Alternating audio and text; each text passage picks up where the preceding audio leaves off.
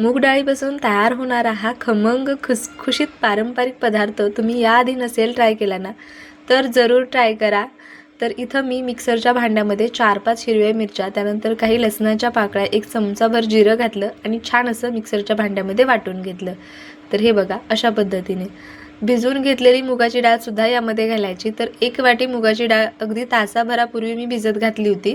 मुगाची डाळ खूप लवकर भिजली जाते, त्यामुळे फार वेळ याला भिजवायचं नाही. आता ही सुद्धा पाणी निथळून मिक्सरच्या भांड्यामध्ये काढून छान अशी दळून घेतलेली आहे. खूपदा आपण मुगाच्या डाळीचे डोसे वगैरे सुद्धा बनवतो, अतिशय छान होतात. आता ज्यांना कुणाला म्हणजे चण्याची डाळ खायची नसते किंवा बेसन पिठाचे पदार्थ खाणं टाळतात काही कारणाव्यक्त, तर तुम्ही अशा पद्धतीने ना मुगाच्या डाळीचा वापर करून पदार्थ बनवू शकता. चवीला सुद्धा छान लागतात, पचायला हलके असतात. इथं मी थोडीशी हळद घातली, त्यानंतर चवीनुसार मीठ घातलं आणि भरपूर सारे तीळ घातले. तीळ घातल्यामुळे हा पदार्थ खूप खमंग खुसखुशीत होतो. तर त्यामध्ये भरपूर सारी चिरलेली कोथिंबीर घातलेली, ताजी कोथिंबीर यामध्ये घालायची, म्हणजे याचा स्वाद खूप छान येतो. आता हे छान असं मिक्स करून घेतलेलं आहे. 5 मिनिटासाठी साईडला ठेवणार आहे. त्यानंतर इथं मी कढईमध्ये 1.5 ग्लास पाणी घातलेलं आहे.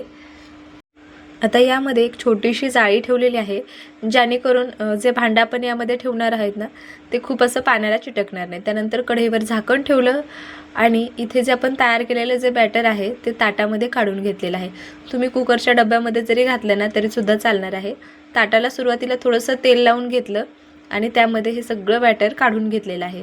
आता हे ना खूप जाड नाही किंवा खूपच पातळ नाही, असं मध्यम पसरून घ्यायचं. हे बघा अगदी अशा पद्धतीने. त्यानंतर हे जे बॅटर आहे आता आपल्याला छान असं वाफवून घ्यायचं आहे. पाणी छान असं खळखळून उकळलेलं आहे. तर इथं आपण मुगाच्या डाळीचा वापर केलेला आहे, त्यामुळे मुगाची डाळ खूप पटकन शिजली जाते. त्यामुळे ना याला वाफण्यासाठी फारसा वेळ लागत नाही. अगदी 7 ते 8 मिनिटांमध्येच हे छान असं वाफून तयार होतं. तर इथं मी सुरीने थोडंसं चेक केलेलं आहे. जर सुरीला जर चिटकत असेल तर समजायचं आणखी थोडंसं बाकी आहे. आणखी थोडासा 2 मिनिटं गॅस चालू ठेवायचा आणि हे व्यवस्थित असं वाफवून घ्यायचं. तर इथे टोटली मी 5 ते 6 मिनिटासाठी हे वाफवून घेतलं. त्यानंतर गॅस बंद करून तसंच ठेवलं आणि 10 मिनिटांनी यावरती झाकण काढून घेतलेलं आहे. त्यानंतर बाहेर काढल्याच्या नंतर 5-6 मिनिटासाठी थंड करून घेतलं आणि याच्या अशा पद्धतीने वड्या कट करून घ्यायच्या. तर मंडळी आज आपण बनवलेल्या आहेत मस्त मूग डाळ कोथिंबिरीच्या वड्या, ज्या चवीला खूप छान लागतात, पौष्टिक असतात. जर तुम्हाला असं तेलकट वगैरे खायचं नसेल तर तुम्ही तव्यामध्ये फ्राय करून खाऊ शकता किंवा अशा जरी खाल्ल्या ना तरीसुद्धा छान लागतात. आमच्या घरामध्ये मोठ्यांना तर आवडतात, पण लहानांनासुद्धा खूप जास्त आवडतात ह्या वड्या. त्यामुळे जरूर रेसिपी ट्राय करा आणि तुम्ही आज आपल्या चॅनलवर पहिल्यांदा आला असाल तर चॅनलला सबस्क्राईब करा. हा व्हिडिओ तुम्हाला आवडला असेल तर व्हिडिओला सुद्धा लाईक करा. तर इथे बघा अशा पद्धतीचे मध्यम पीस याचे मी कट करून घेतलेले आहेत. ह्या वड्या अतिशय खुसखुशीत होतात.